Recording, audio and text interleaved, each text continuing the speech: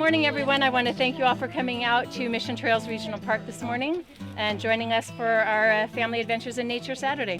Okay, as we get on our adventure today, I want to just remind you of a couple things. One, you really want to follow your child's pace. So as they find things or want to find things along the way, they're interested, stop and foster that sense of wonder and curiosity and awe. Fostering a relationship between children and nature is important because it allows kids to connect with the world that's really around them. Saving the rainforest is one thing, but you have to know a tree and love a tree before you're going to save a tree. And we really encourage kids to get to know their backyard and what's around them so that they develop a sense of place. And through developing that sense of place and identity, they start to develop a sense of ownership for what's around them. And that's where our future stewards of nature are going to come from. Well, there's something about being out in nature that really, I think, brings people together in a different way. I think it's a great place to not just to get to know nature, but to get to know each other. A few years ago, we read Richard Louve's book, Last Child in the Woods, which is really a call to action for us as a family.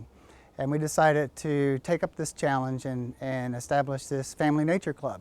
And with the goal of helping other families get over that hump, get nature back on the priority list and get out and enjoy nature. There's a big difference between playing with nature and playing just simply in nature.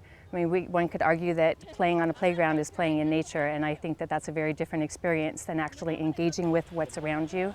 So we encourage our children and other children to use all of their senses, except for the sense of taste, to engage with and observe nature and get to know it better. Maybe like right over here? I don't think there's anything moving, no. I see kids light up in a way when they are outside that I never see that anywhere else. There is an excitement, there is a kind of just a intrinsic spark that shows up with these kids when they see something for the first time, or they're, it's like they lose themselves in nature, and I think that is the most exciting thing. There's a hollow log where a raccoon may live, and it's out searching for food right now. I've noticed with my own children, with other children, and research indicates that they are happier, healthier, and smarter when they spend time outside. Yeah, bugs. When they have plenty of time to play in unstructured time in nature, they tend to be more creative and foster different problem-solving skills that you just don't see in other settings. And what's unique about nature experience, in particular family nature club experience, is it's all about unstructured time in nature, fostering creativity. And of course, one of the other great things about going out and enjoying parks like this is it's free. And in this economy, families are looking for inexpensive ways to enjoy time with their family. If you look back to the way it was a generation ago when we grew up, we all had lots of free time to play in nature, and that's something that's kind of missing from families today. And Louve's book has spawned this national movement to reconnect children to nature. We're lucky here in San Diego to have one of the startup groups that's attached to the National Children in Nature movement called San Diego Children in Nature Collaborative. It's an organization of over 60 groups that get together on a regular basis. There's a steering committee.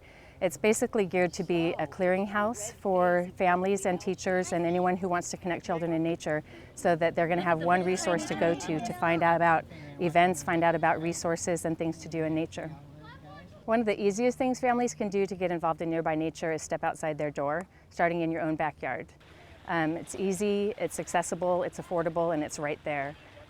For those who want to venture out a little bit more, they can hook up with family nature clubs such as ours. They can go to the City Parks and Rec webpage to find out information about other parks that are available in San Diego and nature programs that are led by rangers.